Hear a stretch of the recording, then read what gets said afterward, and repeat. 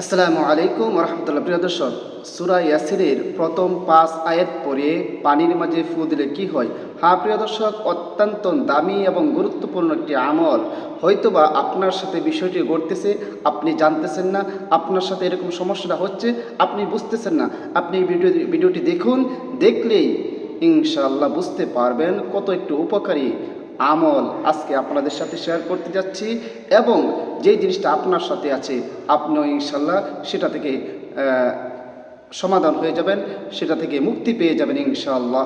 যেই কারণে আপনার সব কিছু শেষ হয়ে যাচ্ছে, চেহারা, সুরত, ধন, সম্পদ, একেবারে সব শেষ হয়ে যাচ্ছে, কিন্তু আপনি বুঝতেছেন না কেন হচ্ছে। হ্যাঁ প্রিয় দর্শক, সেই বিষয়ে সম্পূর্ণ আলোচনা এই ভিডিওর মাঝে করব।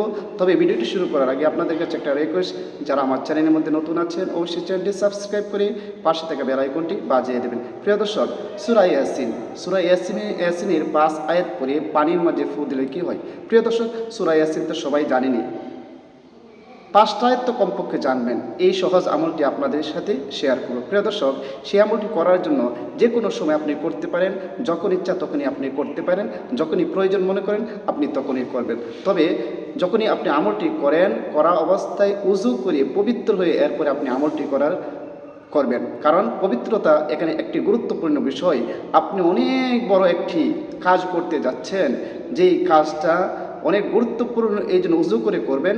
উযু করে যদি আপনি এই কাজটা করেন, তাহলে এই কাজের গ্রহণযোগ্যতাটা অনেক বেড়ে যায় এবং এটার পাওয়ার অনেক বেড়ে যায়। এই জন্য আপনি উযু করে পবিত্র হওয়ার পরে আপনি আমল করবেন। আল্লাহ তাআলা নিজে পবিত্র, আর পবিত্র থেকে পছন্দ করে। আর মুমিনের বৈশিষ্ট্য হচ্ছে সে সবসময় পবিত্র থাকে। এই জন্য পবিত্র হয়ে কাজটি করবেন। মনে করেন আপনি পবিত্র হয়ে নিলেন, এরপরে সর্বপ্রথম 3 বার ইস্তিগফার পড়বেন। আস্তাগফিরুল্লাহ রাব্বি মিন কুল্লি যামবি ওয়া আতুবু ইলাইহি লা হাওলা ওয়ালা কুওয়াতা ইল্লা বিল্লাহি আলিয়্যিল আযীম। এরকম ভাবে 3 বার ইস্তিগফার পড়বেন এবং 3 বার যে কোনো দুরূদ শরীফ পড়বেন। তবে দুরূদে ইব্রাহিম পড়ে নেওয়াটাই ভালো। আমি দুরূদে ইব্রাহিম পড়তেছি। আল্লাহুম্মা সাল্লি আলা মুহাম্মাদি ওয়া আলা আলি মুহাম্মাদ কামা সাল্লাইতা আলা ইব্রাহিম ওয়া আলা আলি ইব্রাহিম ইন্নাকা হামিদুম মাজিদ। اللهم بارك على محمد وعلى آل محمد كما باركت على إبراهيم وعلى آل إبراهيم ইন্নাকা হামিদুম মাজিদ। এরকম ভাবে 3 বার ইস্তিগফার এবং 3 বার দুরূদ শরীফ পড়ার পর 1 গ্লাস পানি কিন্তু প্রথম নেবেন। আপনি এক গ্লাস পানি পান করার উপযুক্ত 1 গ্লাস পানি নেবেন। এই পানিটার মধ্যে তো ফু দেবেন। এই পানিটা নিয়ে যান, এই পানিটার মধ্যে সর্বপ্রথম সূরা ফাতিহা পড়বেন 3 বার। আউযু বিল্লাহি মিনাশ শাইতানির রাজীম। বিসমিল্লাহির রহমানির রহিম। আলহামদুলিল্লাহি রাব্বিল আলামিন। আর রহমানির রহিম। মালিকি ইয়াউমিদ্দিন। ইয়াকা না'বুদু ওয়া ইয়াকা নাস্তাঈন। ইহদিনাস সিরাতাল মুস্তাকিম। সিরাতাল লাযীনা আন'আমতা আলাইহিম গায়রিল মাগদুবি আলাইহিম ওয়ালাদ-দাল্লিন। আমিন। সূরা ফাতিহার সাথে বিসমিল্লাহ মিলে একবার পরে একটি ফু বা দম করবেন সেই গ্লাসের পানির মাঝে। আবারও বিসমিল্লাহ সহ সূরা ফাতিহা পড়বেন, আবার একটি ফু বা দম করবেন, আবারও বিসমিল্লাহ সহ মিলিয়ে সূরা ফাতিহা পড়বেন, আরও একটি ফু বা দম করবেন। 3 বার বিসমিল্লাহ সহ সূরা ফাতিহার সাথে মিলে 3 বার পরে 3টি ফু দিবেন। এরপরে আয়াতুল কুরসি পড়বেন। বিসমিল্লাহির রহমানির রহিম।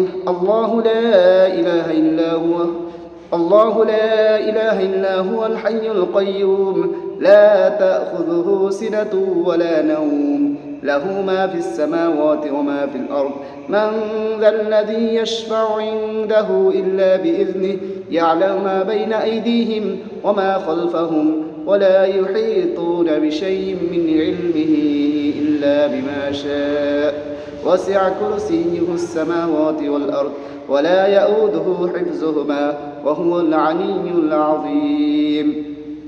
আয়াতুল কুরসি একবার পড়ার পর ওই পানির মাঝে একটি ফু বা দম করবেন। প্রিয় দর্শক, আপনার এই 3 বার ফাতিহা বিসমিল্লাহ সহ মিলে 3টি ফু দিবেন এবং আয়াতুল কুরসি একবার পরে একটি ফু দিবেন।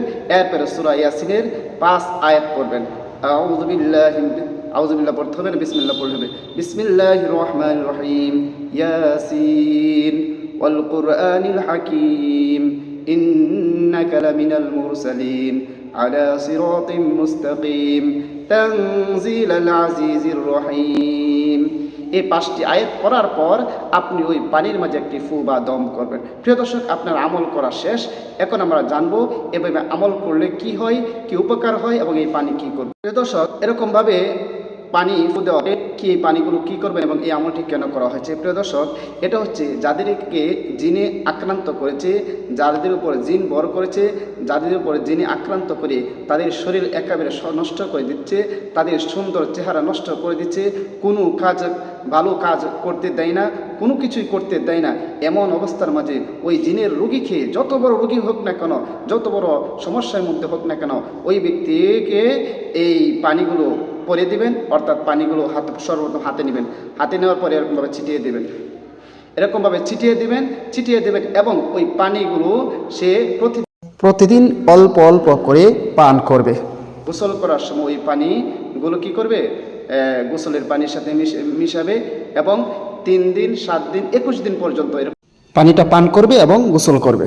আল্লাহ পাক রব্বুল আলামিন ওই ব্যক্তিকে যে জিনের যে সমস্যা আছে সেই সমস্যা থেকে আরোগ্য লাভ করবে ইনশাআল্লাহ। প্রিয় দর্শক, এই আমলটি সহজ, আমলটি সবাই শিখে রাখুন, আমল করতে পারবেন, আপনিও কাজ করতে পারবেন।